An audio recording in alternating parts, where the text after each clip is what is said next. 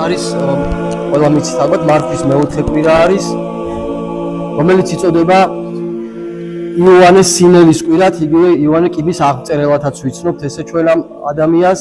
ეს არის მე-6-მე-7 საუკუნეების ერთ-ერთი უდიდესი მოღვაწე მამა, რომელიც არის ერთ-ერთი იმ იშვიათთაგანი, რომელიც ხსენებაც ორჯერ აღესრულება. წელიწადში ერთი არის უძრავი დღესასწაული მისი ხსენების, ეს არის აპრილში, ხოლო მეორე არის გარდამავალი, რომელიც მართვის მეოთხე კვირას ემთხვევა ხოლმე და აი ეს ზუსტად იმიტომ ხდება, რომ ეს ადამიანი დაფასებულია თავისი, ასე ვთქვათ, ღვაწლიდან გამომდინარე ეკლესიის წინაშე და ყველას მოგეხსენებათ ალბათ უმეტეს გაგონილი წაკითხული შეიძლება გქონდეთ მისი, ასე ვთქვათ, როგორ ვთქვა, ძეგლი არის ხო კიბე, რომელიც ეხება სულიერ საფეხურებს.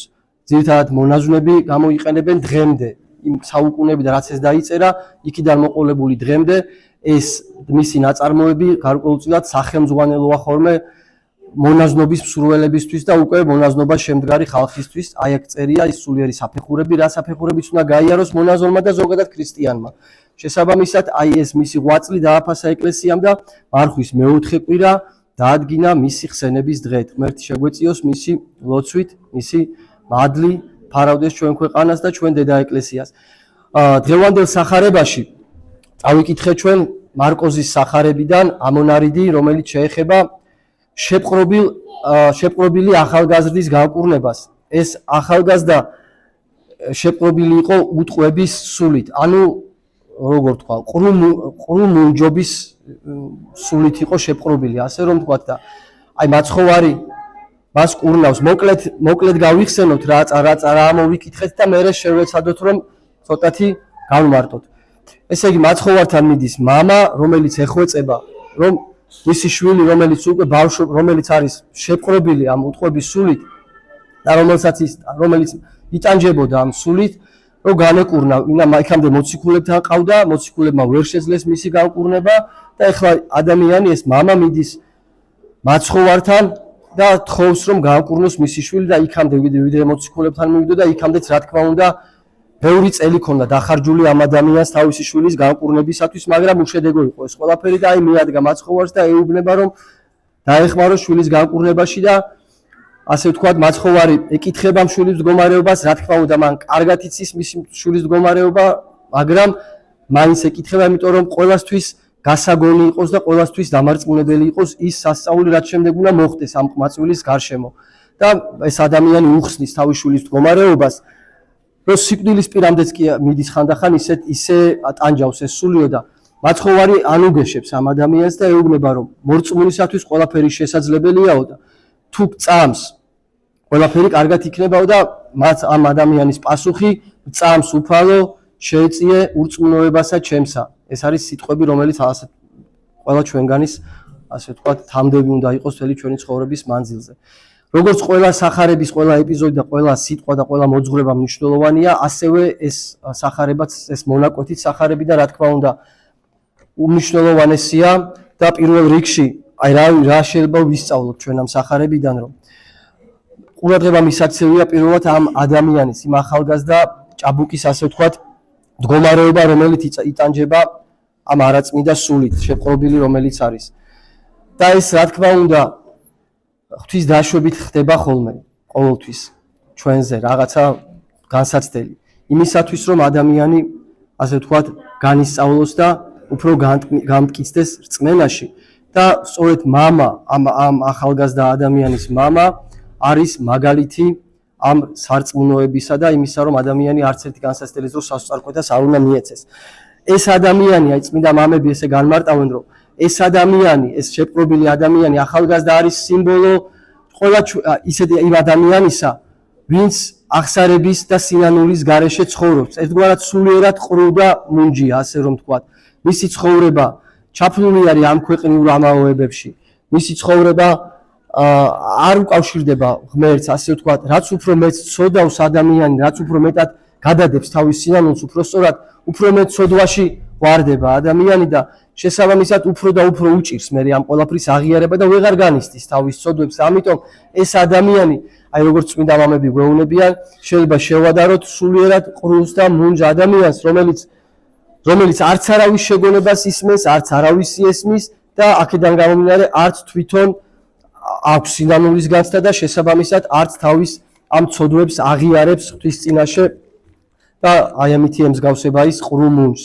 ასევე ყურადღება მისაქცევი არის ამ მამის, ასე ვთქვათ, სარწმუნოება, რომელიც როგორც აღნიშნე, გატანჯული იყო მისი შვილის ამ მდგომარეობით და დადიოდა ბევრ ექიმთანაც, მივიდა ბოლოს მოციქულებთანაც, იქამდე სანამ მაცხოვართან მივიდა და მოციქულებთან და ვერ განკურნეს ეს შვილი და მიუხედავად ამისა არ დაკარგა იმედი ამ ადამიანმა და მიდის ვისთან, მიდის ღმერთთან და თხოვს მას შეწევნას და ჩვენც ამ ადამიანისაგან უნდა ვისწავლოთ სწორედ ის, რომ არ არსებობს განსაცდელი, არ არსებობს ჭირი, რომელსაც არ ეშველება და ეშველება რა თქმა უნდა ღმერთთან ერთად.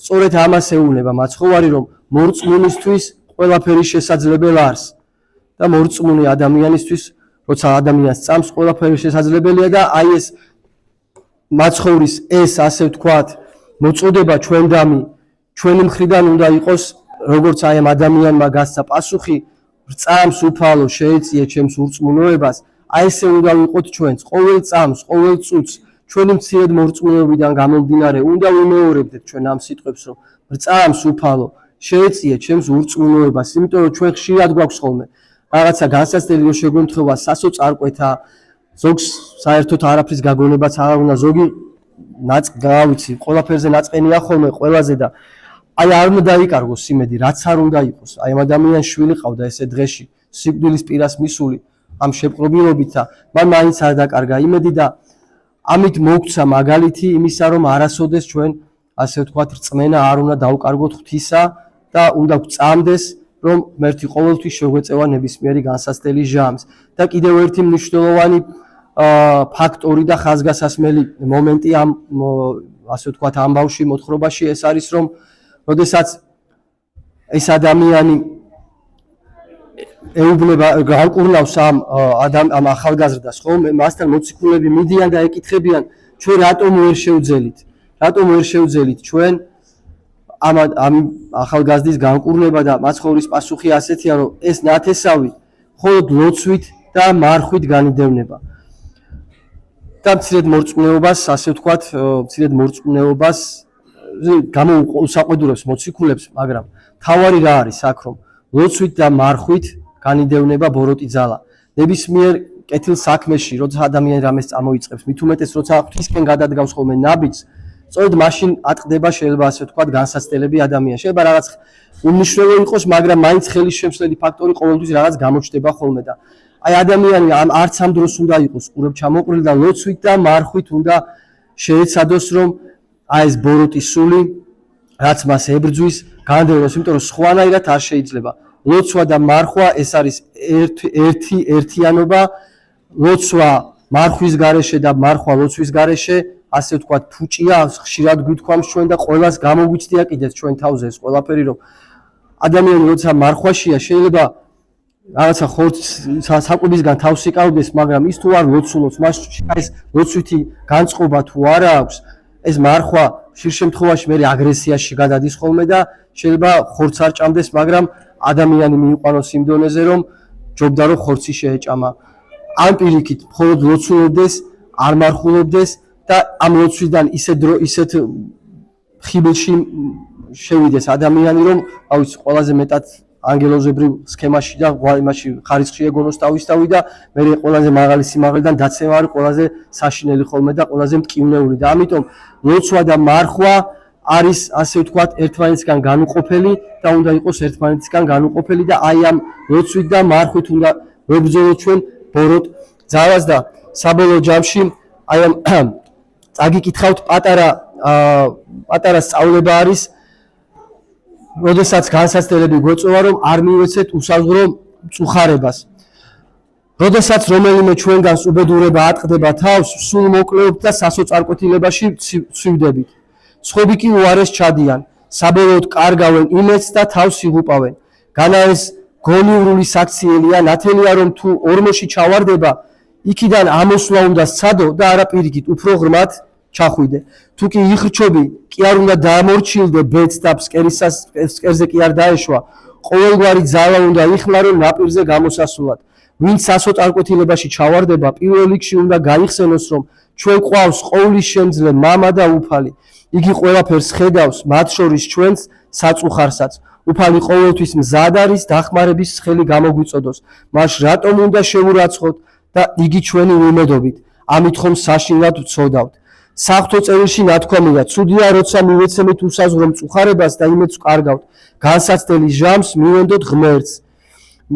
ფსალმუნშია დავითს აქვს თავის ფსალმუნში ესეთი სიტყვები 54 ფსალმუნში ხშირად ვკითხულობთ ხოლმე მე დავითნესგან ხშირად გესმით ეს სიტყვები მიუტევე უფალსა ზრუნვა შენი და მან გამოგზარდოს შენ ამიტომ ბევრს ნუ განვიცდით ვინაიდან გადამეტებულ ჭმუნვასა და მწუხარებას ბევრი დაუღუპავს და არც ამ მწუხარებაში შვებას ვერ იპოვით გულს ზედმეტად შეაჭირვებთ სიკვდილს დააჩქარებთ როგორც ჩირჩილი ფქვავს ტანსაცმელს ჭია ღრღლის ხეს ასევე ექცევა გულს მწუხარება ნუ რას დროს გადავიწურავთ იმედს ცრემლებით მივიახლოთ ღმერთს ვედრებით მივმართოთ უფალს ვილოცოდგან და მისგან დახმარებას მივიღებთ ღმერთმა მოგცეს ძალა რომ არასოდეს დაგვეკარგოს იმედი ღვთისა არასოდეს მივცემოდით სასოწარკვეთას და ყოველთვის გვეთქვას ღვთისთვის რომ წამს უფალო შეეწიე ურწმუნოებასა ჩემსა ღმერთმა დაგვოცოთ და გაღახაროთ და გაგაძლიეროთ ჩვენთან არის ღმერთი